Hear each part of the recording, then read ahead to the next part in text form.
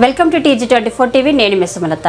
ఇల్లందు పట్టణంలోని స్థానిక ప్రభుత్వ జూనియర్ కళాశాలలోని NSS యూనిట్స్ విభాగం ఆధ్వర్యంలో హరితహారం ప్రోగ్రాంలు నిర్వహించడం జరిగింది. ఈ కార్యక్రమానికి ముఖ్య అతిథిగా విచ్చేసినటువంటి ఇల్లందు SI బూక్య సూర్య మొక్కలను నాటారు. ఈ సందర్భంగా వారు మాట్లాడుతూ, నేను చదువుకున్న కళాశాలలోనే 40 సంవత్సరాల తర్వాత మొక్కలను నాటడం నాకు గర్వంగా ఉందన్నారు.